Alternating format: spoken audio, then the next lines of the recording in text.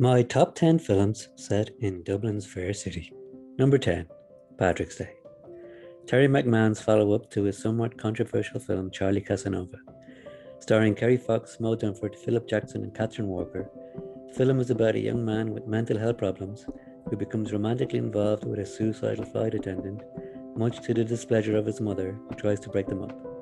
Dunford has a breakout performance in the title role. Number 9, Sing Street. A coming-of-age musical comedy drama about young love, aspiring musicians, and hopes and dreams. Written and directed by John Carney, it is a feel-good film that you can't help but like. Stars Ferdy Pilo, Lucy Boynton, Maria Doll Kennedy, Jack Rayner, and Aidan Gillen.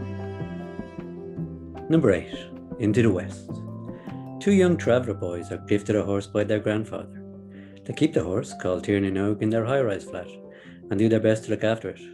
But as you might imagine, it doesn't go unnoticed by the neighbours. In the end, due to complaints, Tiernan Og is taken away by the police. Not taking this lying down, the boys go in search of it, and so begins a magical adventure. Written by Jim Sheridan and directed by Mike Newell, it stars Gabriel Byrne, Helen Barkin, Kim Fitzgerald, Rory Conroy, and David Kelly.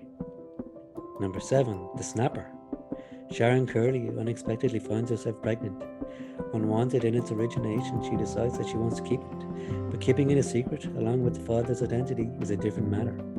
An unlikely topic for a comedy, but that's exactly what it is.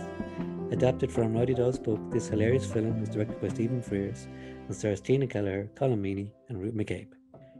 Number 6, The General. A crime drama based on real-life gangster Martin Cahill. Cahill's period of activity was during the 80s and 90s, when he gained notoriety for a series of daring heists and his general brazen attitude to authority. A self-styled maverick with a strong streak of cruelty, he accumulated enemies and wealth in equal measure. Brendan Gleeson and John Voight star in this John Boorman, directed by Apple. Number 5, Once. Writer-director John Carney is at the helm again for this charming romantic musical drama. Glenn Hansard plays a busker who serendipitously meets a newly arrived Czech immigrant played by Markéta Irglova.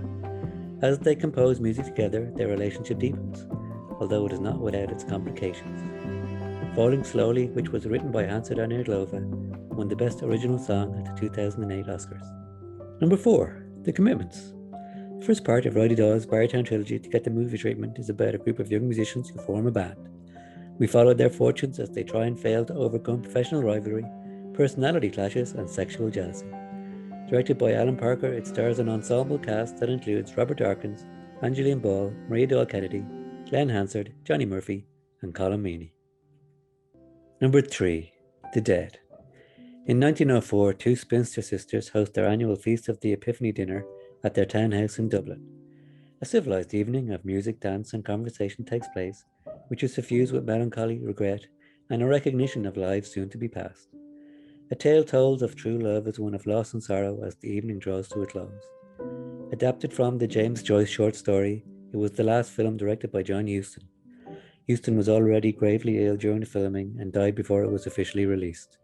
Angelica Huston and Donald McCann star. Number 2, Adam and Paul. Two drug addicts wander the streets of Dublin looking for their next fix. In this sharply observed comedy, the two central characters are never anything other than pathetic in their desperation. The moments of genuine hilarity in this gem of a film never detracts from the sad reality of their lives. Written by Mark O'Halloran, who co-stars with Tom Murphy, it is directed by Lenny Abrahamson. Number 1, My Left Foot. The film that catapulted Daniel Day-Lewis into the public consciousness as one of the outstanding actors of his generation. He plays artist and writer Christy Brown, who was born with cerebral palsy and learns to paint with his only controllable limb, his left foot. Adapted for the screen from Brown's book by Shane Connington and Jim Sheridan, who also directed it, it won 2 Oscars at the 1990 Academy Awards. Day-Lewis took home the Best Actor gong, and Brenda Fricker also won in the Best Supporting Actress category. So there you have it. If you agree or disagree with this list, please let me know in the comments below.